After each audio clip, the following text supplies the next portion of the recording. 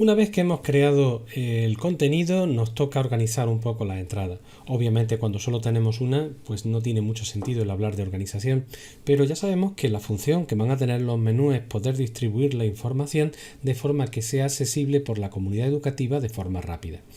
Para las entradas es muy bueno estructurarlas en categorías y en etiquetas. Cuando nosotros necesitamos añadir una categoría, pues el proceso será muy sencillo, simplemente pinchamos sobre añadir nueva categoría.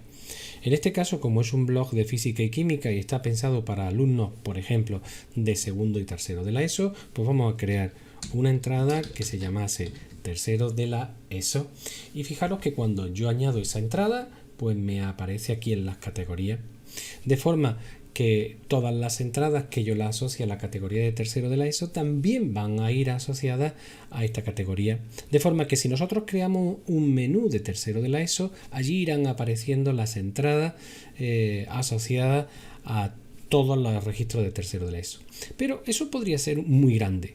Es más, podría ser, lo podemos pensar desde el punto de vista de una categoría de actividades extraescolares, teniendo en cuenta un centro con 2 líneas y con 6 grupos por etapa, pues eso puede ser tremendamente grande. Con lo cual, aparte se pueden también crear subcategorías. ¿Cómo podemos crear una subcategoría? Bueno, pues para crear una subcategoría le decimos que queremos añadir una nueva y fijaros, yo en este caso voy a crear una que se llame cambios químicos. Los cambios químicos es un bloque de contenidos que viene en el decreto, ¿vale? Y a mí me interesará que esta entrada que hace referencia a la química pues llegue asociada. Fijaros que además yo voy a decir que esta de cambios químicos es una subcategoría de la de tercero de ESO. Así simplemente le decimos añadir. Si le damos a guardar borrador y esperamos a que se actualice la entrada, vemos cómo aparecen los cambios químicos como una subcategoría dentro de la de tercero de la ESO. Y a partir de aquí nosotros podríamos seleccionar entre que aparecieran cambios químicos o tercero de la ESO o sin categoría, de forma que si nosotros solo pinchamos que aparezca en cambios químicos, la entrada solo aparecerá en cambios químicos. Si nosotros pinchamos en tercero de la ESO, solo aparecerá en tercero de la ESO y no en cambios químicos, y si queremos que aparezca en los dos, pues aparecerá ahí. De esta forma, a medida que vayamos creando categorías, pues irán siempre apareciendo para todas nuestras entradas.